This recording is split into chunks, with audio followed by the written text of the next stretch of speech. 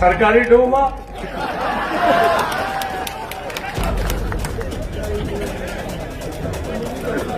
सरकारी डूम।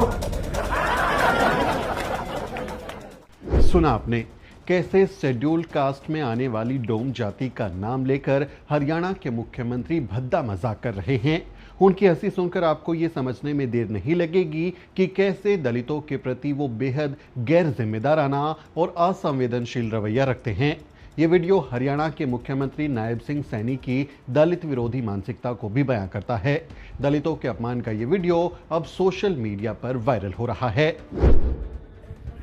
एक इनका बहुत बड़ा थिंक टैंक का सुरजेवाला साहब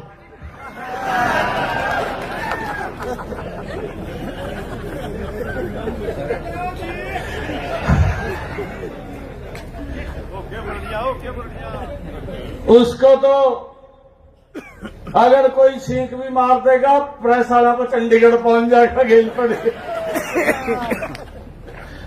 उस पर कोई काम नहीं है, उस पर यही काम अब चलेगा।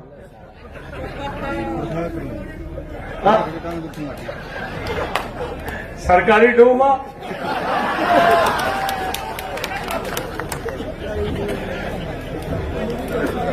सरकारी डूम।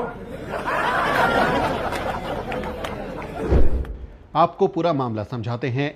दरअसल हरियाणा के गोहाना में मुख्यमंत्री नायब सिंह सैनी अपने समर्थकों को संबोधित कर रहे थे।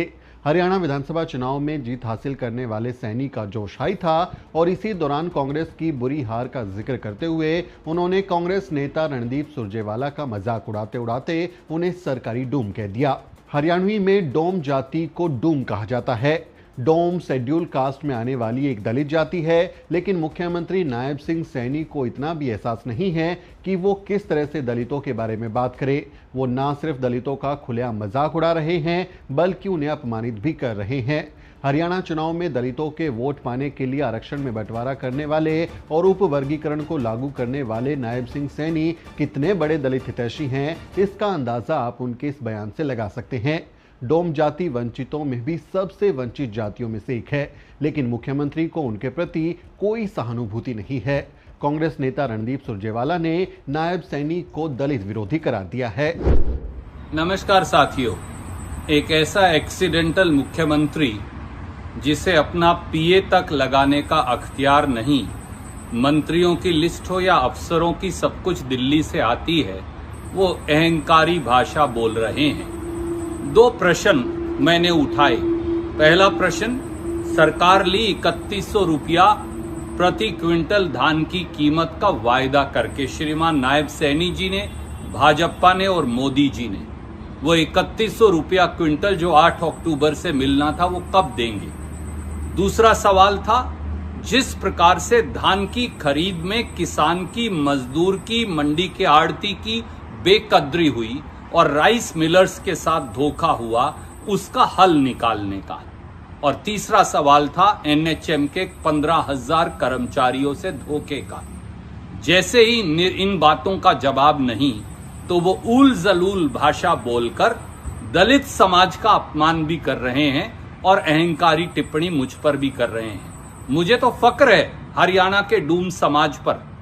गरीब हैं, यही उनका कसूर हो सकता है। वो निर्धन है, साधनहीन है, ये उनका कसूर हो सकता है। पर डूम समाज के बगैर ना हरियाणा के संस्कार और ना संस्कृति चल सकती। पूरे डूम समाज का और दलित समाज का अपमान कर श्रीमान नायब सैनी क्या साबित कर रहे हैं। ये जान लें कि जब तक किसान, गरीब, मजदूर, मंडी मजदूर, आड़ती, मिल मालिक, राइस मिलर, उनके साथ अन्याय होता रहेगा, तब तक मैं आवाज उठाता रहूंगा। और हरियाणा के लोगों की आवाज उठाना अगर डूम का काम है तो मैं इसे फक्र मानता हूं, इसे अपने लिए बहुत बड़ी इज्जत मानता हूं। पर अहंकार की कुर्सी से वापस आइए। आपको तो चीफ प्रिंसिपल सेक्रेटरी लगाने का अधिकार भी नहीं। एक दिन लगाते हैं, अगले दिन उतारते हैं और उसके बाद अहंकार की भाषा में बात करते हैं। चुनाव जीता है पर लोगों के प्रति जवाबदेही खत्म नहीं हुई। श्रीमान नायब सैनी जवाब मांगते रहेंगे, ये हमारा कर्तव्य है। जय हिंद, जय हरियाणा। चुनाव में दलितों के पैर धोकर पीने वाले बीजेपी नेताओं के दिल में दलितों के लिए कितनी हमदर्दी है, आप खुद ही समझ सकते हैं।